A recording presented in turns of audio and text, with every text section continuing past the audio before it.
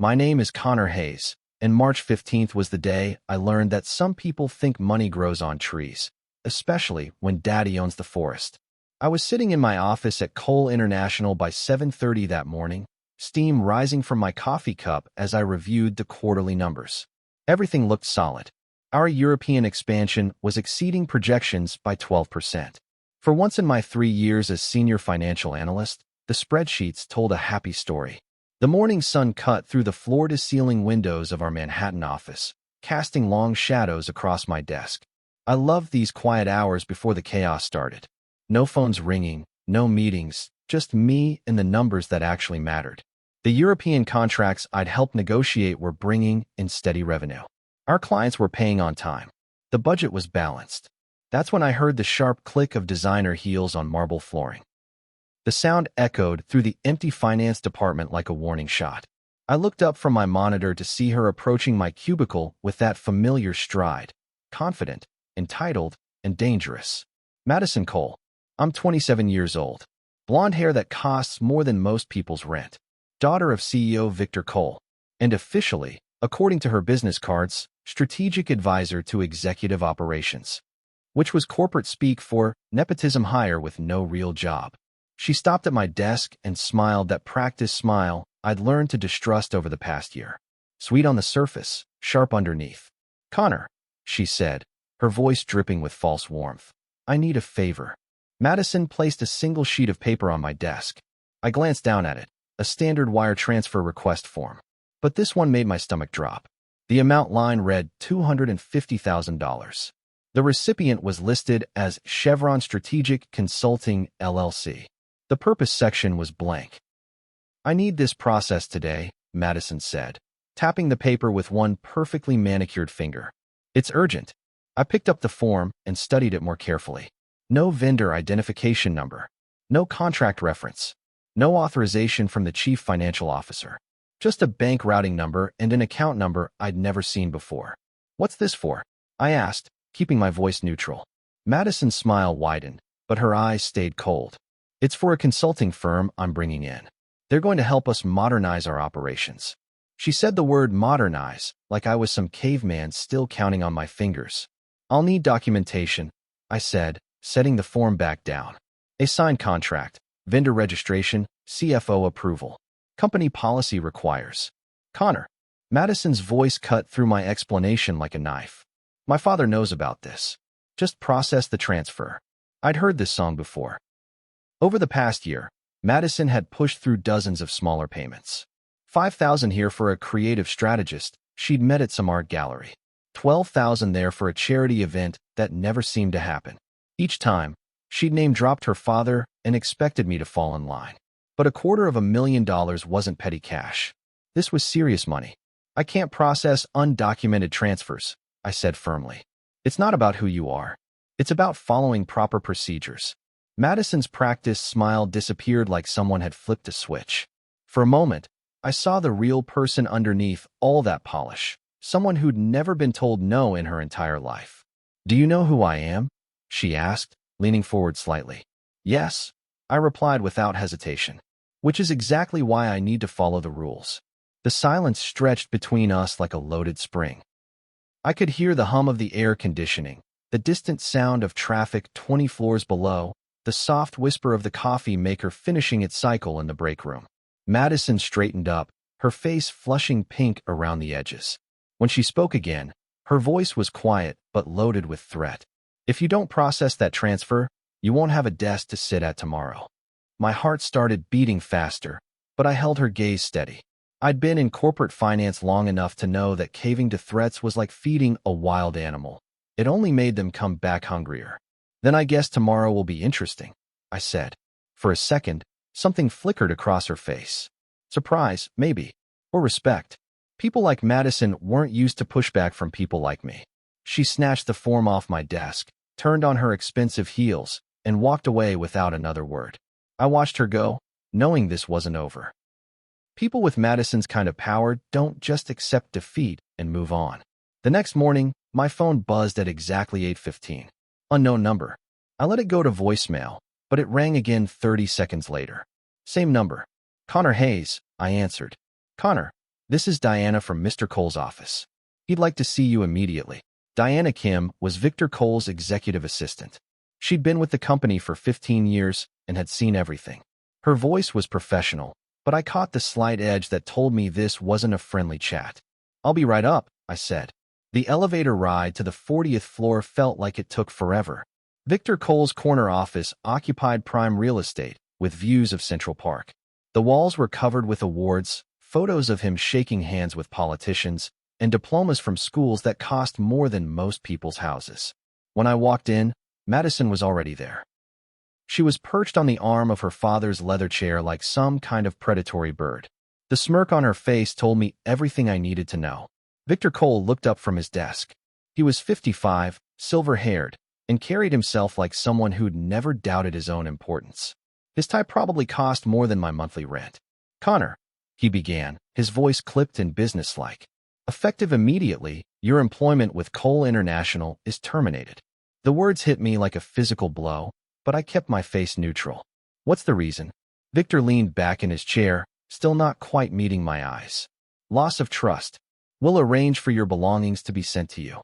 Security will escort you out." I looked at Madison. Her smirk had grown wider. The security guard who escorted me out was actually apologetic. Jimmy Kowalski had worked building security for 8 years. He knew I wasn't a threat. "Sorry about this, Connor," he said as we rode the elevator down. "Politics, you know?" I nodded.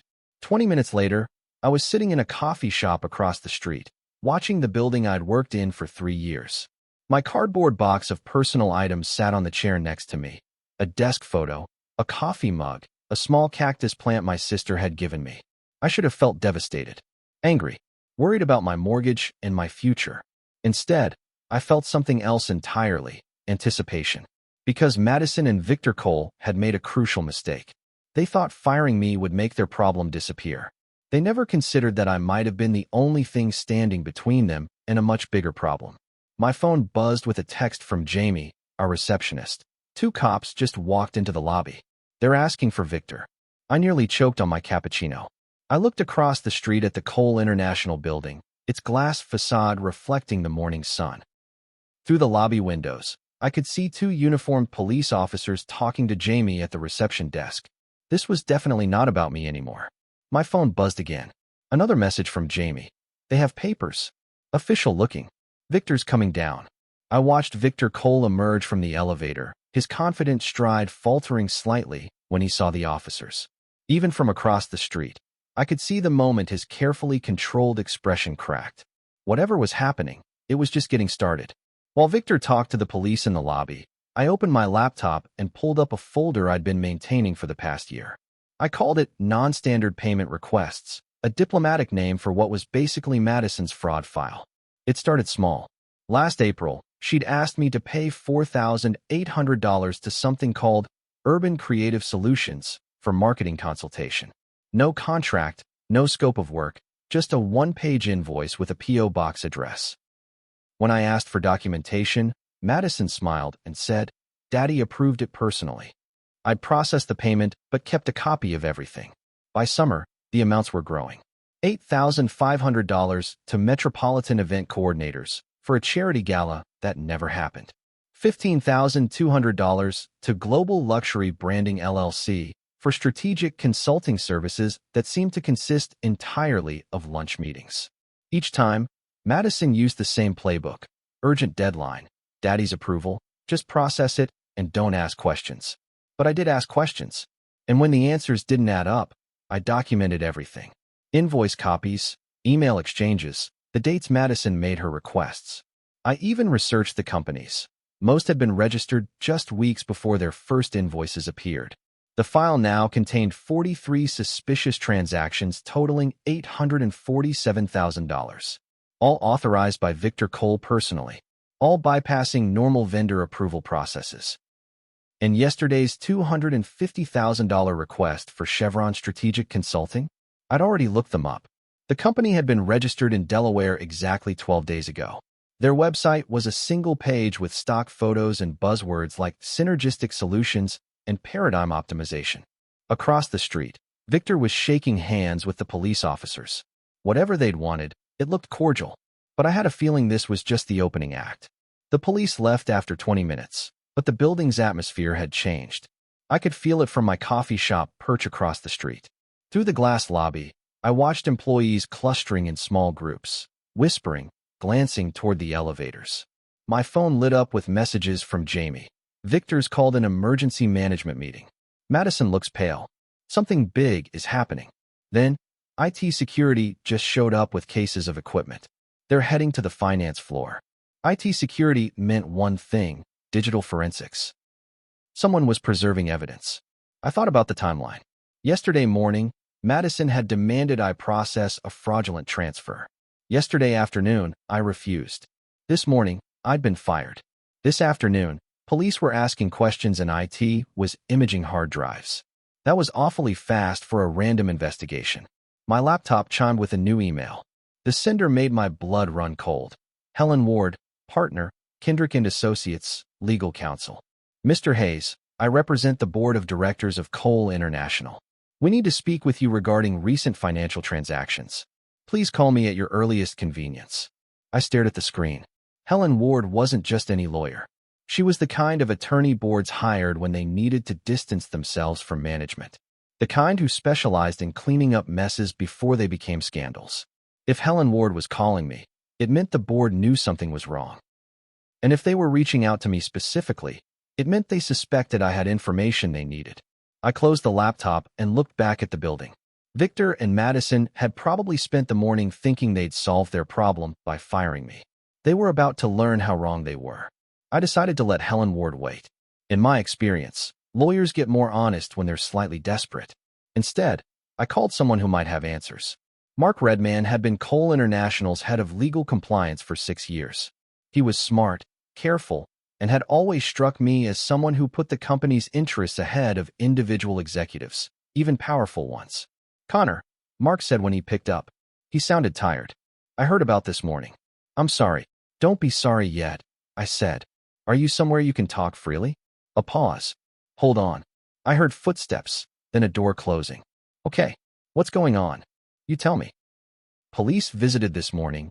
The board's outside counsel is calling me, and IT security is imaging computers. That's not normal Tuesday activity. Mark exhaled slowly. Someone filed a complaint with the Securities and Exchange Commission. Anonymous tip about possible misuse of corporate funds. The board got wind of it and called for an immediate investigation. What kind of complaint? Wire transfers to shell companies. Payments for services never rendered. Possible kickbacks to executive family members. His voice dropped. Connor, they're looking at every transaction Madison touched over the past 2 years. My stomach tightened. What does that mean for me? Honestly, it means you probably saved yourself from a federal fraud investigation by refusing to process that transfer yesterday. But Connor, he paused. Victor and Madison are going to try to throw you under the bus. They're already painting you as a disgruntled employee who might have leaked information to damage the company. I felt cold fury building in my chest. That's not true. I know it's not, but proving it might be complicated. Actually, I said, surprising myself with how calm I sounded, proving it might be easier than you think. Helen Ward agreed to meet me at a neutral location, a quiet restaurant in Midtown, far from Cole International's usual corporate haunts. She was already there when I arrived, a woman in her 50s with sharp eyes and silver hair pulled back in a no-nonsense bun. Mr. Hayes, she said, standing to shake my hand. Thank you for coming. We ordered coffee and settled into a corner booth. Helen got straight to business. The board has retained my firm to conduct an independent investigation into certain financial irregularities at Cole International. Your name has come up in connection with these transactions. As the person who refused to process them, I said, so we understand. But Mr. Cole has suggested that your refusal was part of a pattern of insubordination and that you may have leaked confidential information to outside parties. I almost laughed. Which outside parties would those be? The SEC complaint was filed anonymously. The timing, coming just after your termination, raises questions. I leaned forward. Ms. Ward, I have never communicated with the SEC, the FBI, or any other regulatory agency about Cole International. But I have documented every suspicious transaction Madison Cole requested over the past year. Helen's eyebrows rose slightly. Documented how. I pulled out my phone and showed her the folder structure. 43 transactions totaling $847,000. All pushed through without proper authorization. All connected to companies that exist only on paper. You kept records of transactions you weren't involved in processing? I kept records of transactions I was asked to process illegally. When I refused, someone else processed them anyway. I met her eyes. Someone with override authority. Helen was quiet for a long moment, studying my face. Finally, she pulled out a business card and wrote something on the back. That's my direct line. If Victor or Madison attempt to retaliate against you in any way, call me immediately. And Mr. Hayes? She stood up. Don't delete anything. That evening, I spread my documentation across my kitchen table like a detective working a case. Invoices, email printouts, company registration records, bank routing information. A year's worth of financial breadcrumbs that told a story of systematic fraud. The pattern was clear once you knew what to look for. Madison would identify a need, marketing consultation, event planning, strategic analysis. She'd find a vendor, usually someone she'd met at a social function or through family connections. Then she'd create a company for them, help them file the paperwork, and submit invoices to Cole International. The invoices were always slightly under $25,000, just below the threshold that required board approval. They were always marked urgent and pre-approved by the CEO. And they were always processed by someone in accounting who didn't ask questions. But the real smoking gun was in the email metadata. Every single fraudulent invoice had been forwarded to accounting with a note from Victor Cole. Process immediately. VPC. Victor had personally authorized every payment. This wasn't Madison acting alone. This was a father-daughter conspiracy to systematically loot their own company. My phone rang. Unknown number again. Connor, it's Victor Cole. I nearly dropped the phone. Mr. Cole, we need to talk. Tonight. There's been a misunderstanding. I don't think there has been. Connor. His voice changed, becoming almost pleading. You don't understand what you're dealing with. The board is looking for scapegoats. If you cooperate with them, you'll be throwing away your career for nothing. And if I don't cooperate, then we can work something out. A severance package. A positive reference. Maybe even your job back once this blows over. I looked at the documents spread across my table. It's not going to blow over, Mr. Cole. The line was quiet for several seconds. When Victor spoke again, his voice was hard. You're making a mistake, Connor. A big one. He hung up. The next morning brought a surprise I hadn't expected. Support. My first call came from James Morrison, a former Cole International auditor who'd left the company abruptly 2 years earlier. I'd wondered why someone with his experience and reputation had suddenly taken a job at a smaller firm. Connor, James said, I heard through the grapevine what's happening. I want you to know you're not alone. What do you mean? I mean, Victor and Madison tried the same thing with me. Different scheme, same playbook. When I pushed back, they created a paper trail to make it look like I was the problem. James explained how he discovered irregularities in executive expense reports, personal vacations charged as business trips, family dinners billed as client entertainment, shopping sprees disguised as marketing expenses. When he'd raised concerns, Victor had accused him of overstepping his authority and questioning the judgment of senior management. They forced me out with a non-disclosure agreement, James said. But if you're fighting this thing, I'll testify to the pattern of behavior. My second call came from Lauren Phillips, a former procurement manager who'd left Cole International the previous year. She discovered that Madison was creating purchase orders for services that were never rendered, then splitting the payments between legitimate vendors and shell companies she controlled. I tried to go through proper channels, Lauren said. I reported it to HR, to legal, even to the board's audit committee. Nothing happened. Madison was untouchable. By noon, I had contacted 6 former employees. All had similar stories. All had been pushed out after discovering financial irregularities. All had been forced to sign non-disclosure agreements. But here's the thing about NDAs. They don't apply when you're cooperating with law enforcement or regulatory investigations. I called Helen Ward. Ms. Ward, I have some additional information you might find interesting. What kind of information? The kind that shows this has with the board's audit committee the next day. The meeting was held in a conference room at her law firm's offices, neutral ground, away from Cole International. 3 board members were present. Theodore Blackstone, The audit committee chair, Margaret Foster, who headed the risk management committee, and Dr. Patricia Williams, an independent director with a background in corporate governance. Helen made the introductions and explained that I was there voluntarily to provide information about financial irregularities. Mr. Hayes, Theodore said, we understand you documented certain transactions that raised concerns. I pulled out my organized files. Over the past year, I identified 43 payments totaling $847,000 that were processed without proper authorization. All were connected to Madison Cole, and all were personally approved by Victor Cole. I walked them through the documentation. Shell companies created weeks before invoices were submitted. Services that were never actually provided. Vendors that existed only as P.O. boxes and bank accounts. How do you know the services weren't provided? Margaret asked. I contacted the supposed clients. Urban Creative Solutions claimed to have redesigned our marketing strategy, but our marketing department has no record of working with them. Metropolitan Event Coordinators was paid to organize a charity gala that never happened. Global Luxury Branding was supposedly analyzing our brand positioning, but our brand manager had never heard of them. Dr. Williams leaned forward. Did you raise these concerns internally? I raised them with Madison each time she made a request.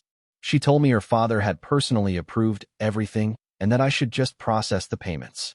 Did you escalate to Mr. Cole directly? I tried. He wouldn't meet with me. His assistant said he was too busy to discuss operational details with junior staff. Theodore and Margaret exchanged glances. They were starting to understand the scope of the problem. Mr. Hayes, Helen said, do you have any evidence that Victor Cole was directly involved in creating these fraudulent transactions? I smiled. Actually, yes, I do. I pulled out my laptop and opened an encrypted folder I'd kept hidden for months. These are email exchanges between Victor Cole and Madison Cole discussing the creation of shell companies and the processing of fraudulent invoices. The room went silent as I clicked through the evidence. Email threads where Victor suggested company names. Messages where Madison reported on the status of vendor registrations.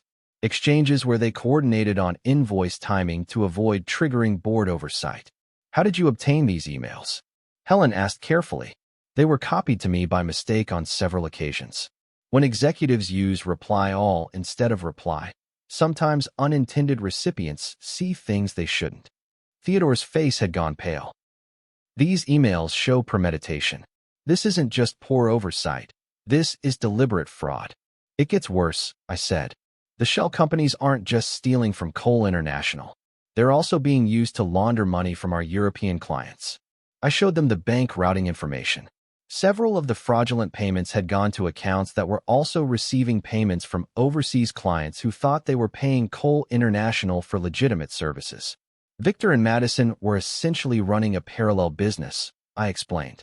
They'd quote clients for our services, but route some of the payments to their personal accounts through the shell companies. Dr. Williams sat back in her chair. This could expose the company to criminal liability. It already has, Helen said quietly. The SEC complaint specifically mentioned possible money laundering activities. Margaret looked at me with something approaching respect. Mr. Hayes, why didn't you come forward with this information earlier? Because I knew what would happen. Victor and Madison would claim I was a disgruntled employee making false accusations. They'd destroy my career and make the evidence disappear. I closed the laptop. But now that there's an official investigation, the evidence speaks for itself. Theodore stood up. We need to contact law enforcement immediately. The next morning, I woke up to find my story on the front page of the Financial Times business section. Cole International under investigation for executive fraud. The article was carefully worded, but the message was clear. Federal investigators were looking into allegations that senior executives had misappropriated corporate funds through a network of shell companies. The SEC had frozen certain accounts pending a formal investigation. My phone started ringing at 6:30 a.m. and didn't stop. The first call was from a reporter at the Wall Street Journal. Mr.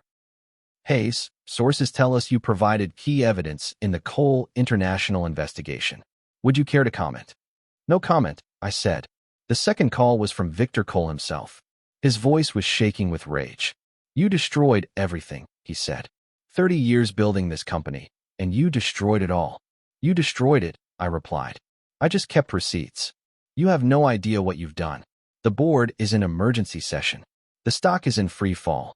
Hundreds of employees are going to lose their jobs because of your vendetta. This isn't a vendetta, Mr. Cole. This is accountability. He hung up on me. The third call was from Madison. She was crying. Connor, please.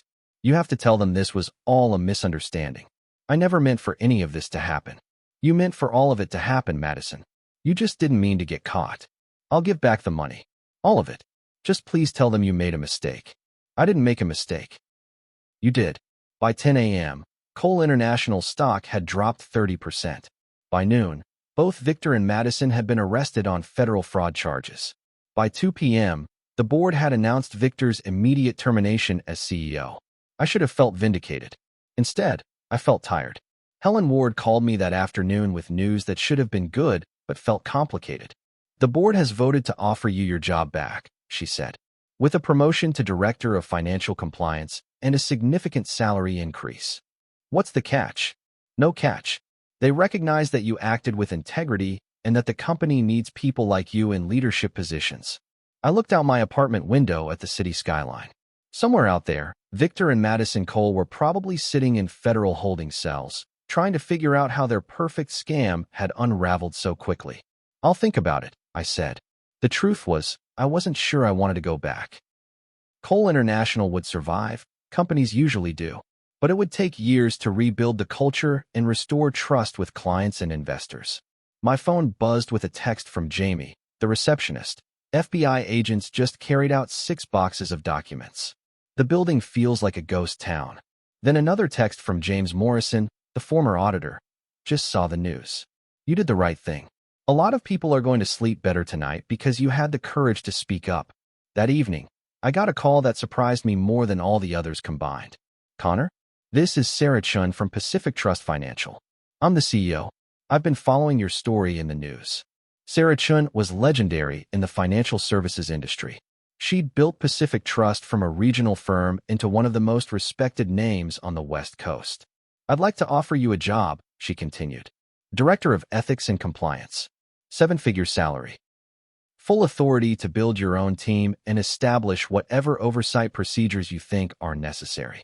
Ms. Chun, I appreciate the offer, but think about it, she said. We need people who will stand up for what's right, even when it's difficult. Especially when it's difficult. 3 months later, I was sitting in my new office in San Francisco, looking out at the Golden Gate Bridge. Pacific Trust had been everything Sarah Chun promised, a company that actually valued integrity over profit margins. My team had already identified and corrected several potential compliance issues.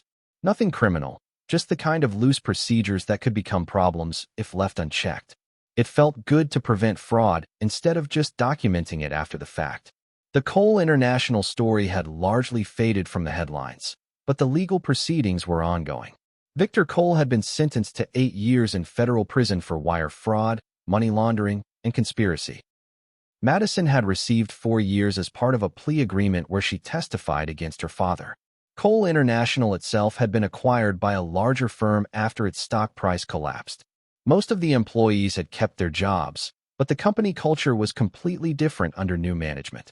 I kept in touch with some of my former colleagues. Jamie had been promoted to executive assistant to the new CEO. Mark Redman was now general counsel. The company was slowly rebuilding its reputation. But the person I heard from most often was someone I hadn't expected, Helen Ward. You know, she said during one of our periodic check-ins, I've been practicing corporate law for 25 years. I've seen every kind of executive fraud you can imagine, but I've never seen someone document evidence as thoroughly as you did. I'm just naturally paranoid, I said. No, you're naturally ethical. There's a difference. Helen had become something of a friend. She'd handled the legal aspects of my transition to Pacific Trust and continued to provide informal advice about compliance issues. Connor, can I ask you something? She said. What made you keep those records? Most people in your position would have just processed the payments and moved on. I thought about it. I guess I always knew that someday someone would ask questions. And when they did, I wanted to have answers. 6 months after the collapse of the Cole dynasty, I received an unexpected invitation. The Association of Corporate Compliance Officers wanted me to speak at their annual conference about whistleblowing and documentation best practices. The irony wasn't lost on me. I'd never actually blown any whistles. I just kept very good records. The speech went well. I talked about the importance of documenting irregularities, even when you're not sure they constitute fraud. I talked about the courage required to say no to powerful people. Mostly, I talked about the simple idea that rules apply to everyone. After the presentation, a young woman approached me. She looked nervous. "Mr. Hayes, I work for a financial services firm in Chicago. I think my boss might be doing something similar to what the Coles did, but I'm scared to report it." "What kind of something?" "Vendor payments that don't make sense. Companies that exist only on paper. Executives approving transactions without proper documentation." I gave her my business card. "Document everything. Keep copies in a secure location that your employer can't access. And when you're ready to act, make sure you have legal protection first." "What if they fire me?" "They might," I said. "But if you don't act, and the fraud continues, you could end up being implicated in something much worse than losing a job." She nodded and walked away, clutching my card. Over the next year, I heard from dozens of people in similar situations. Employees who suspected fraud but didn't know how to report it safely. Compliance officers who were being pressured to overlook irregularities. Financial analysts who were being asked to process suspicious transactions. I started to realize that the Cole International situation wasn't unique. It was just one example of a much larger problem. 2 years later, I was testifying before a congressional subcommittee about corporate fraud prevention. The hearing room was packed with reporters, lobbyists, and other witnesses. "Mr. Hayes," the committee chair said, "based on your experience, what changes would you recommend to prevent the kind of fraud you uncovered at Cole International?" I looked at the microphone in front of me, thinking about Madison's smirk when she demanded I process that $250,000 transfer. Thinking about Victor's threats and attempts at bribery. Thinking about all the employees who'd been pushed out for asking inconvenient questions. First, we need stronger legal protections for employees who report financial irregularities. Too many people stay silent because they're afraid of retaliation.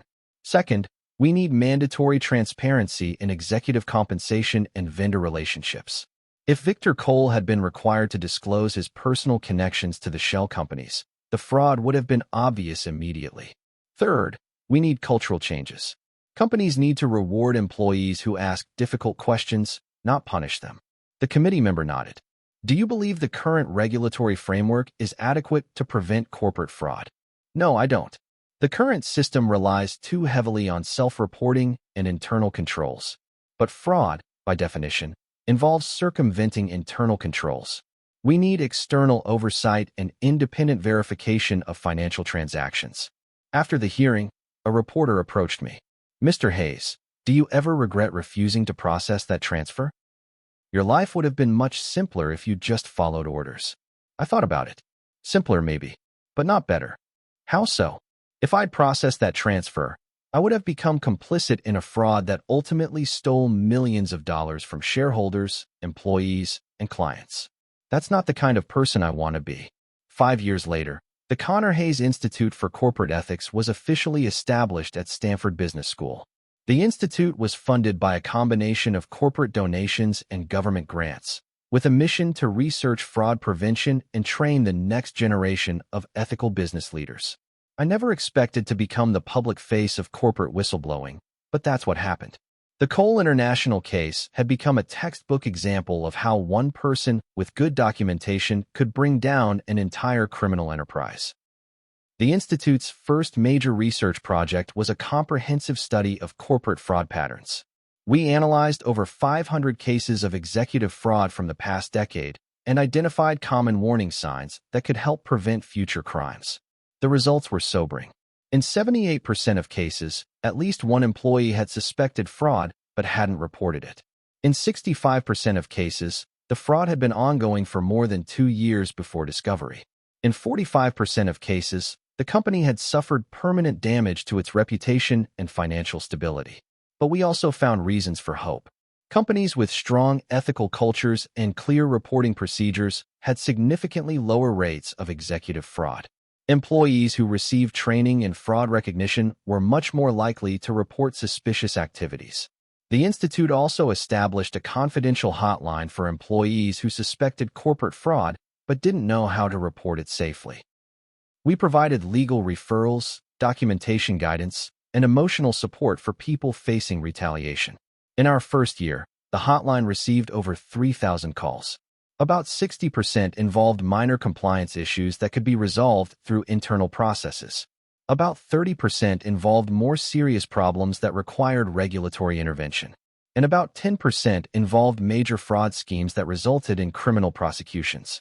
Each case reinforced the same lesson I'd learned from the Cole International experience. Sunlight really is the best disinfectant. Today, 10 years after that March morning when Madison Cole walked into my office with her fraudulent transfer request, I'm sitting in a congressional hearing room again. But this time, I'm not testifying, I'm watching. The witness is a young financial analyst named Kevin Park. He's describing how he uncovered a massive accounting fraud at his former employer, a multinational corporation that had been inflating earnings for over 5 years. Kevin looks nervous, but his documentation is impeccable. Spreadsheets, email chains, bank records, vendor agreements, everything needed to prove systematic criminal activity by senior executives. Mr. Park, a committee member asks, "What gave you the courage to come forward with this information?" Kevin glances toward the gallery and makes eye contact with me. "I read about the Connor Hayes case in business school. I learned that sometimes the most important thing you can do is keep good records and tell the truth, even when powerful people don't want to hear it." After the hearing, Kevin approaches me in the marble hallway outside the congressional chambers. He's maybe 28, with the same nervous energy I remember having when I first started questioning Madison's requests. "Mr. Hayes," he says, extending his hand. "Thank you for what you did. Your case study was required reading in my business ethics class. You did the hard part," I tell him. Standing up takes courage. Documentation just makes the courage count. Kevin glances around the hallway, then lowers his voice. "Can I ask you something? Do you ever wonder what would have happened if you just processed that transfer?" It's a question I've been asked hundreds of times over the years. In interviews, at conferences, by students and colleagues. But Kevin's version hits differently because I can see in his eyes that he's really asking, was it worth it? Every day, I admit. If I'd processed that transfer, Madison and Victor would have stolen another $250,000. They'd probably still be stealing today. Their scheme would have grown bigger, hurt more people. But your life would have been easier. Easier, yes.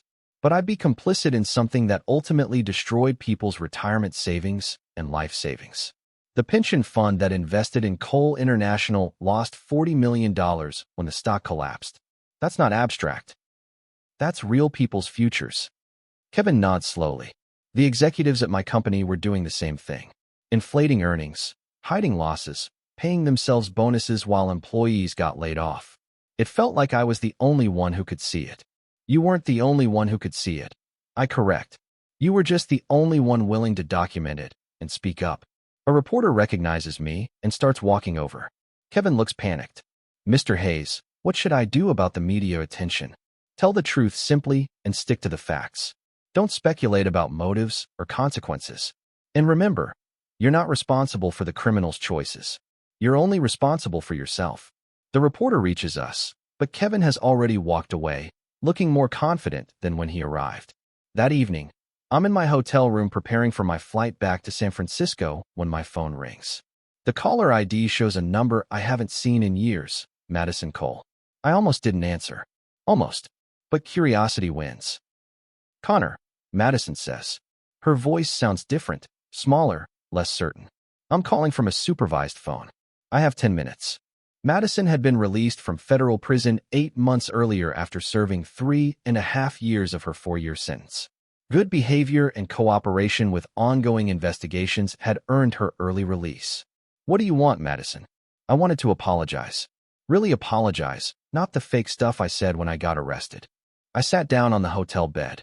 Okay, I spent a lot of time thinking in prison. About what I did, why I did it. I think I convinced myself that because the money belonged to my father's company, it wasn't really stealing. But you knew it was wrong. Yeah, I knew. A long pause. I also wanted to tell you that I've been following your work. The Institute, the research, the people you've helped. I know this sounds crazy, but I'm proud of what you've built. Madison, let me finish. You saved me from myself. If you'd processed that transfer, I'd have kept going until I stole millions. I'd probably still be in prison, and my father would be dead from the stress. Her voice wavers. You gave me a chance to face what I'd done and change. What are you doing now? I work at a nonprofit that helps formerly incarcerated people find jobs. My background in finance makes me useful for helping people understand budgeting and financial planning. It's the first honest work I've ever done. I don't know what to say to that. Connor, I know I don't deserve forgiveness, but I wanted you to know that what you did, it didn't just stop criminals. It saved someone who was destroying herself and didn't know how to stop. After she hangs up, I sit in the hotel room for a long time, thinking about paths not taken and the strange ways that doing the right thing can ripple outward in directions you never expect. On the flight back to San Francisco, I drafted my resignation letter to Pacific Trust Financial. Not because I'm unhappy, I love the work and believe in the mission, but because I've realized that the real work isn't happening in corporate compliance departments or congressional hearing rooms. It's happening in break rooms and cubicles and small offices where individual employees are facing the same choice I faced 10 years ago. Sarah Chun is surprised when I tell her I'm leaving to focus full-time on the Institute, but she's supportive. I had a feeling this day would come, she says. You're not built for corporate life anymore. You're built for something bigger. The Institute has grown beyond my wildest expectations. We now have partnerships with 12 business schools, a research budget of $8 million annually, and a staff of 37 people. But more importantly, we've helped expose over 200 fraud schemes and protected thousands of employees from retaliation. The confidential hotline now receives about 500 calls per month. We've developed artificial intelligence tools that can identify fraud patterns in financial data. We've trained over 5,000 compliance officers and auditors. We've lobbied for stronger whistleblower protections that have been adopted in 14 states. But the work that means the most to me is the individual cases. The financial analyst in Detroit who discovered her company was dumping toxic waste illegally. The procurement manager in Atlanta who found that his boss was taking kickbacks from vendors. The accounting clerk in Phoenix who realized that customer refunds were being diverted to personal accounts. Each case is different, but the pattern is always the same. One person notices something wrong, gathers evidence, and finds the courage to speak up. And because of the systems we've built, they don't have to face retaliation alone. The Connor Hayes Institute's 10-year anniversary conference is held in New York, just a few blocks from the old Cole International Building. The coincidence wasn't planned, but it feels appropriate. The keynote speaker is Dr. Patricia Williams, the independent director who'd served on Cole International's board during the crisis. She's now a leading expert on corporate governance and has implemented the compliance procedures we developed at dozens of major corporations. 10 years ago, she tells the audience of compliance officers, auditors, and legal professionals, we learned that the best fraud prevention system in the world is useless without people who have the courage to use it. I watch from the wings as she talks about the Cole International case. It's strange hearing my story told by someone else, reduced to bullet points and lessons learned. But she gets the important parts right. After her speech, the conference moves into workshops and panel discussions. I wander through the sessions, listening to conversations about emerging fraud schemes, new detection technologies, and evolving regulatory requirements. In one workshop, a group of young professionals is discussing a case study that sounds familiar, a company where executives were using shell companies to steal money from corporate accounts. The details are different, but the pattern is exactly the same as what Madison and Victor had been doing. How should the financial analyst handle this situation? The workshop leader asks. Document everything, says one participant. Report it to the board, says another. Get legal protection first, adds a third. I smile. These people get it. They understand that preventing fraud isn't just about having good policies. It's about having people who will enforce those policies even when it's difficult. During the lunch break, I step outside for some air. The streets of Manhattan are bustling with the usual chaos of midday foot traffic, delivery trucks, and construction noise. I find myself walking toward the Cole International Building without really planning to. It's only a few blocks away, and I haven't seen it since that morning 10 years ago when I carried my cardboard box of belongings out the front door. The building looks the same, but the lobby is different.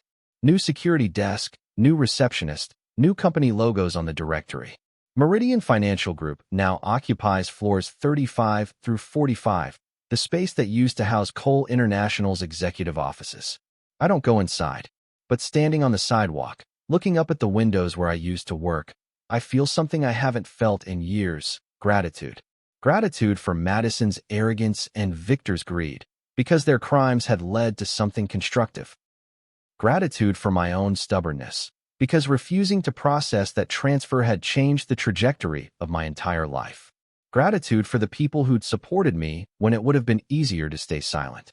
But mostly, gratitude for the reminder that individual choices matter, even when they seem small at the time. Today, 15 years after Madison Cole tried to make me complicit in fraud, I'm sitting in my home office in San Francisco, writing the final chapter of my book, Keeping Receipts: A Guide to Ethical Decision-Making in Corporate Finance. The book isn't a memoir. It's a practical guide for employees who find themselves in situations like the one I faced.